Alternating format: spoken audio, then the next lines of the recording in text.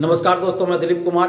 दोस्तों, बीपीएससी शिक्षक भर्ती परीक्षा बहुत अच्छे से संपन्न हुई थी और जो व्यवस्था परीक्षा में की गई थी उसकी तारीफ हम लोग लगातार कर रहे थे। सरकार को भी धन्यवाद दे रहे थे और साथ ही बीपीएससी को भी धन्यवाद दे रहे थे और उम्मीद थी कि अंतिम रूप से जब चयन होगा, जब ज्वाइनिंग होगी, तब तक इसी तरह से अच्छे से व्यवस्था रहेगी।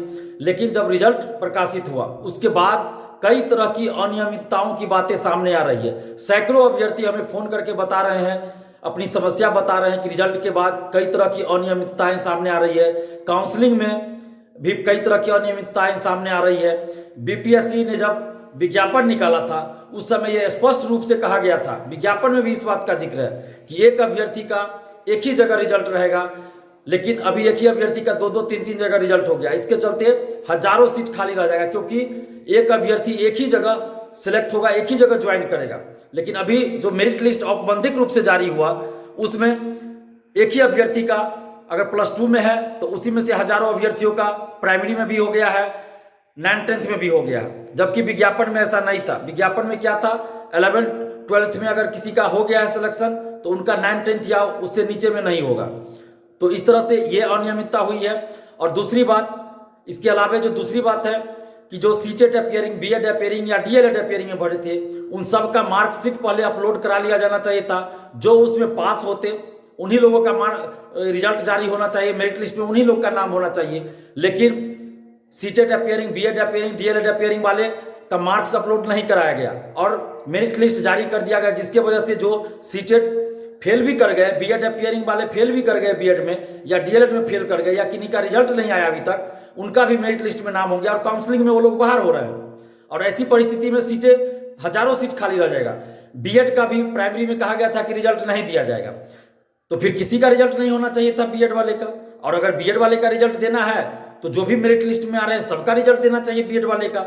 लेकिन कुछ बीएड वाले का भी रिजल्ट है और काउंसलिंग में उनको भी बाहर किया जा रहा है, तो फिर सीटें खाली रह जा रही है। नियोजित शिक्षक का भी हजारों की संख्या में नियोजित शिक्षक इसमें आ गए हैं, जबकि उनको राज्यकर्मी का दर्जा देने की घोषणा सरकार कर चुकी है।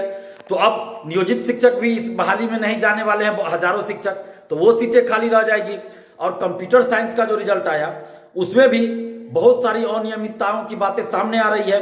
जब STET 2019 में हुआ या उससे पहले 11 में हुआ तो उसमें बिहार से बाहर के लोग STET में शामिल नहीं हुए थे।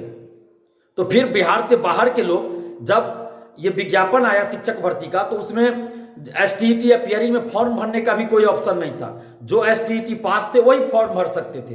तो फिर STET अपियरिंग में कैसे लोगों ने फॉर्म भर दिया, या बिहार से बाहर के लोग कैसे फॉर्म भर सकते हैं 9th-10th या 11th-12th में? ये तो बड़े आश्चर्य की बात है।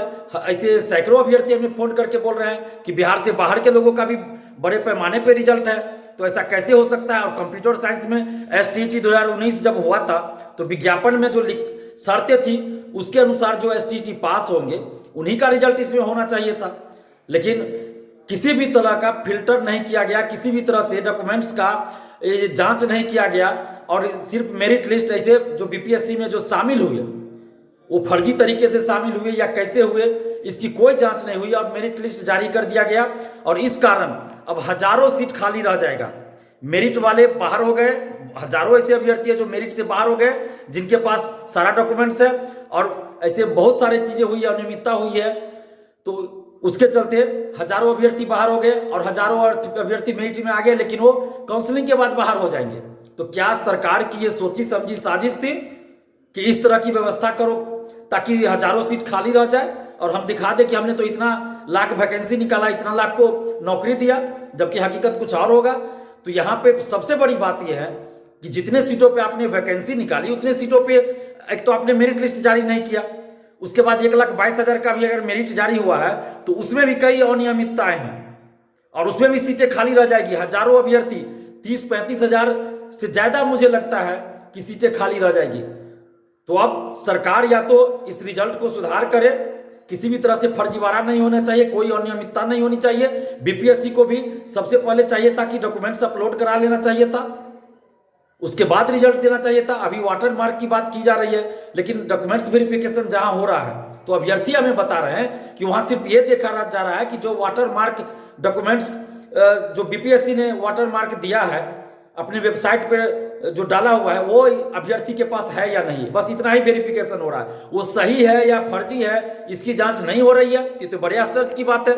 बीपीएससी ने भी इसकी जांच नहीं की और वो वाटर मार्क सिर्फ देते जा रहे हैं। जो भी अपलोड किया जा रहा है सर्टिफिकेट, तो बगैर उसकी जांच किए वाटर मार्क बीपीएससी कैसे दे रहा है? अगर बीपीएससी वाटर मार्क दे रहा है तो फिर उसकी जांच जो काउंसलिंग हो रहा है उसमें शिक्षा विभाग द्वारा क्यों नहीं की जा रही कि जो डॉक्यूमेंट्स दिया गया है, अपलोड किया गया, वो सही है फर्जी है क्या है नहीं, ये तो जांच होनी चाहिए ना। तो वेरिफिकेशन में क्या हो रहा है, सिर्फ ये देखा जा रहा है कि जो डॉक्यूमेंट्स अपलोड किया गया बीपीएससी के वेबसाइट पे वही सीरियल नंबर और वही डॉक्यूमेंट्स अभ्यर्थी के पास है या नहीं। अभ्यर्थी मुझे बता रहे हैं ये जांच ही नहीं हो रहा है कि वो फर्जी है कि क्या है, तो फिर ये किस तरह का डॉक्यूमेंट्स वेरिफिकेशन हो रहा है? ये तो बड़े आश्चर्य की बात है। तो इसलिए हम सरकार से मांग कर रहे हैं कि आप इसमें जो भी अनियमितताएं हैं, जो भी आरोप लग रहे हैं, उन सब की जांच कीजिए और अभ्यर्थियों के साथ न्याय कीजिए। एक द्वितीय लिस्ट भी जारी कीजिए ताकि सीटें खाली ना रहें और कंप्यूटर साइंस में जो समस्या है, अनियमितता है, उनको भी दूर कीजिए। नहीं तो एक बड़े आंदोलन के लिए फिर आप बिहार में एक बड़े आंदोलन के लिए तैयार रहिए।